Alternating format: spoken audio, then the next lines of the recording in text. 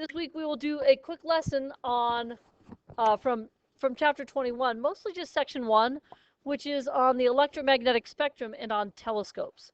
A lot of what we know about the universe is from telescopes. As you know, the Voyager spacecraft, which were launched in the 1970s, have left our solar system, but they're still just slowly moving through interstellar space. So anything we know about things beyond our solar system, we know because of telescopes. And it turns out that we could tell a lot about things by what they look like. Stars, including our sun, put off light and radiation from the whole entire electromagnetic spectrum.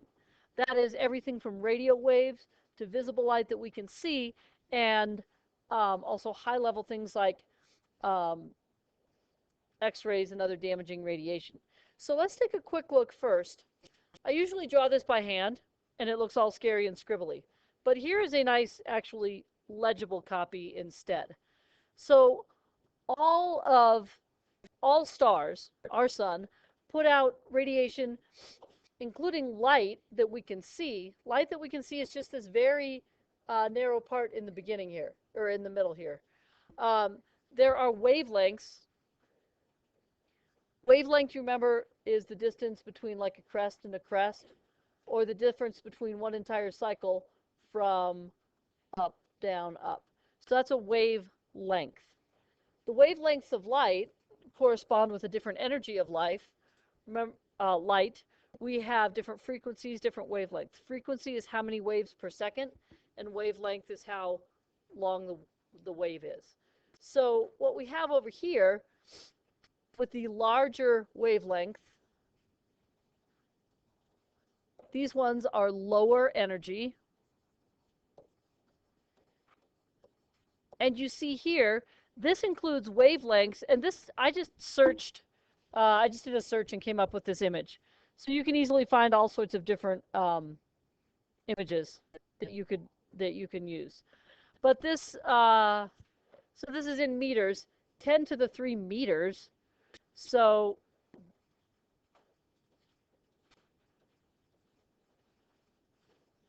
about the size of buildings, you have huge wavelengths here. Microwaves are much smaller. We've got humans. So this is how big the waves are. Radio waves have a very large wavelength on the order of many meters. Then also frequency, how many waves per second. So these are lower energy, larger wavelength, and lower frequency at this end of the spectrum. So you've got radio waves, which we use for communication. They're called radio waves, but that's also how television and radio are transmitted on these carrier signals. Microwaves, we know, will cause water molecules to vibrate, and we use microwaves to heat our food in the microwave oven, but microwaves can also be used for communication as well.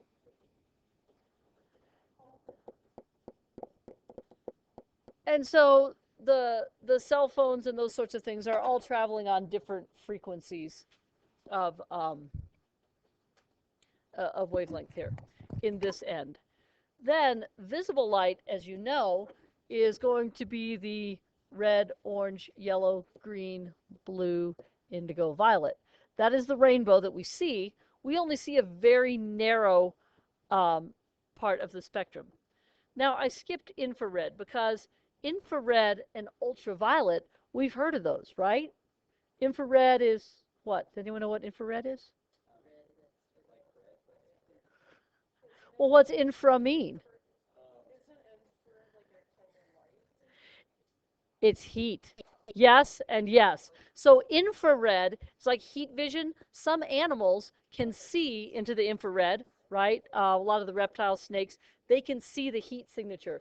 If you have kind of that heat vision, goggles, of course, not real. We went to the museum and they had the infrared things. So you could see, which part of your head was the warmest. So infrared is showing you the heat coming off the body. Infra means below or not as good as or lower. right? Not that it, but that's, when we use it in words.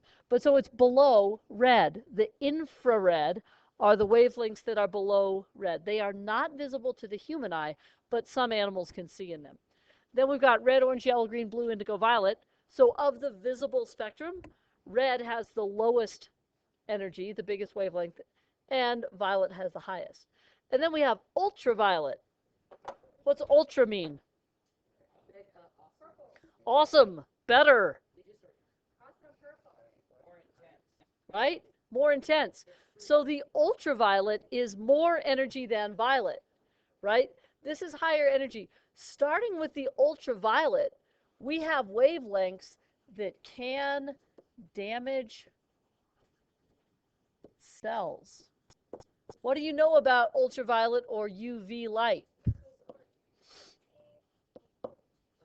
We can't see it with our eyes. What do we know about UV light? Yes? Okay, hang on, because I'll pause this. What else do you know about UV light? What happens if you get too much UV light?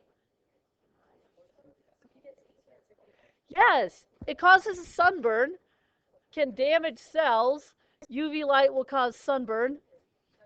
And if you're exposed to it a lot over many, many years, get really bad sunburns, it can cause skin cancer because it can damage cells. We also use UV light to sterilize things because it kills living things. The intense sun here in Colorado, that UV light, it breaks down plastics and things like that as well. But UV light, ultraviolet, is higher energy than violet light. Everything from here on up can cause damage to cells, especially when it's in repeated long dosage. There are some birds and insects that can see ultraviolet. Birds and insects. And so they see patterns on flowers that we don't see. They can see into that. And here in infrared for the heat vision, snakes and some other reptiles can see into that, or with heat vision. So what we call black light is actually, it's allowing you to see some of those UV patterns. So when you shine the black light to see the scorpions, they kind of glow a little bit, right? There are also some minerals, remember, that have fluorescence, and they look really dull and boring in regular visible light, but if you shine one of those black lights on them, you can see these bright fluorescent colors like orange and green and yellow. You could use something similar to that, like if you're wearing the black light, like the Mythbusters thing we went to, right?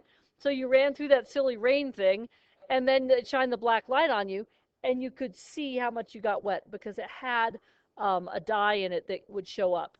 But if you ever, when you go to the disco and they have the black lights on? Yeah. No, but if you're wearing things that before they looked white, sometimes the stitching or the different textures on the fabric show up differently in the UV light. So it's something just beyond what we can see. All right, so, and then this also, at this end here, of course, is going to be higher energy. It's going to be shorter wavelength, and it's going to be higher frequency. And so, and again, this is showing you just things that are about how big the wavelength is, as big as a pinpoint, as big as protozoans. Those are microscopic things. Molecules, atoms, and atomic nuclei. So all of those fit there. And this tells you, so these things here, hang on just a second. Let's back up to this a minute. X-rays, we know, of course, can be used because when they take an X-ray image, it reflects off the bones, but it transmits through your softer tissues, so you get an X-ray to see your bones, right? Gamma rays are something that are even higher energy and can penetrate more things and can be damaging in higher dosages. You don't want to get a lot of X-ray radiation. It's not good for you. Repeated exposure to that. That's why, when you go have an X-ray taken, you're sitting there getting X-rayed, and the X-ray techs all go in the next room behind that lead wall because they do it all day long, and you wouldn't want to be exposed to that much. The X-rays they have now are much smaller dosage than they were, 50 years ago when they first came out with the technology. So there you go, frequency. And we'll come back to this in just a second here. Question? So why do we suddenly care about all these different wavelengths of light? Well, one thing we want to know is when we look out into the night sky with our telescopes, we see everything from the whole entire electromagnetic spectrum. So what we want to know is, does it make any difference what color things are? What does it mean what color things are? Now, you might not know this, but you have actually experimented this yourself. I know you have.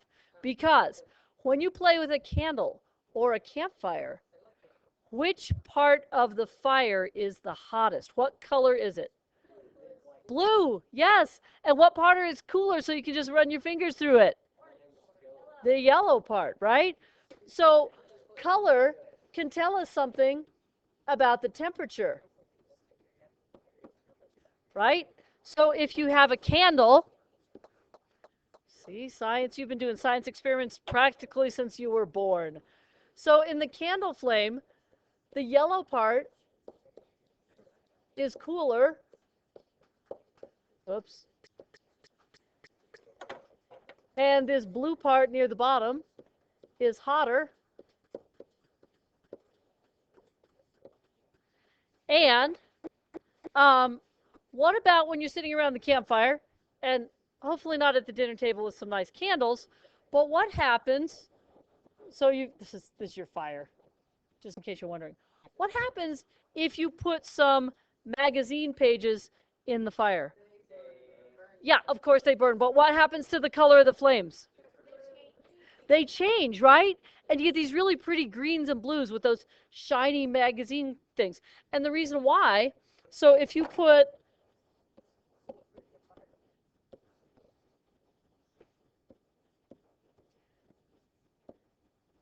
it makes the flames turn color. And why are they turning color?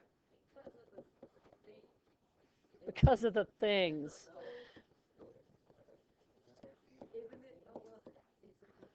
And the reason why is because of the chemicals, right? Because of the chemical makeup of the ink. And it turns out, if you were to say have a nice long pair of tongs and wearing a heat-proof glove, and you held a penny into the flame, you would see different colors there. The lab demonstration that I will show you on Wednesday or next week, depending on when we have time, is flame test. So we actually literally, in a very safe way, take chemicals and put them into a flame, and you'll see it flame up in bright colors depending on what the chemical is. So how does this apply to astronomy? So the reason this relates to telescopes and to space is because, as you know, stars, like our sun, are actually burning. Our sun is a yellow star. It's yellowish because it's made of hydrogen and helium. Hydrogen actually burns red. Helium burns more yellowish. So we can tell about the chemical makeup of stars or planets because of their color. What do we know about the planet Neptune and Uranus? What color are Neptune and Uranus? They're blue and green. Guess what? The methane in those planets gives them their colors. Saturn is very yellowish like our sun. It has a lot of hydrogen and helium. Jupiter is red. Jupiter's red. Hydrogen gives off red colors. So when you look out into the night sky, before we even get to this here, when you look in the night sky, red is signature of hydrogen gas. Helium as a yellowish color. And so with a simple telescope, we can actually tell a lot about what things are made up of. We can also tell about their temperatures. How hot is the sun? How hot are the different planets? Because obviously, we have not been out to those planets yet to measure the temperature. And if we look back on this If we look back on here, they actually have here temperature of bodies emitting this wavelength. So the lower temperatures are in these wavelengths, and the higher temperatures are here. So scientists know, obviously you don't have to remember that, but you know that the temperature, the color can tell us about the temperature and also the chemical makeup. Now, how do we look at things in the sky? Well, there are three major types of telescopes, okay? Refracting telescopes have lenses. Those are the typical telescopes that Galileo used. It's like a microscope, only you're looking into the sky. They have glass lenses. The lenses are either convex, like this, and they bend the rays of light and focus it to a point. You can also have concave lenses that look like this. Whoops. And the image forms, okay, I can't draw a concave lens. The concave lens, I know. The concave lens is caved in, right? So it looks like this. And then the image forms in front instead of behind the lens. Right, so that's your basic telescope. It turns out that you can only have a glass lens so thick, because the thicker the lens, first of all, it's going to be big and heavy. And the thicker it is, the less light that can transmit through it, right? If the lens is extremely thick, you get less light through it. And some of these stars are very far away and fairly dim.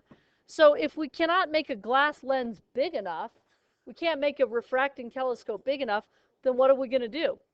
We make a reflecting telescope, which has large mirrors in it. A reflecting telescope, you actually look in through here. This is the eyepiece. It has a very large concave mirror. The light goes in and then focuses an image here. They can see things much further away with a relatively smaller telescope. Then we have radio telescopes. A radio telescope is basically a satellite dish. The radio telescopes are not looking at light at all. The radio telescopes are picking up the radio waves. And so you can tell things, the sun emits a lot of radio waves in addition to all the other things. So as you do your space research project, these are the things that, this is how we're seeing things outside of our solar system.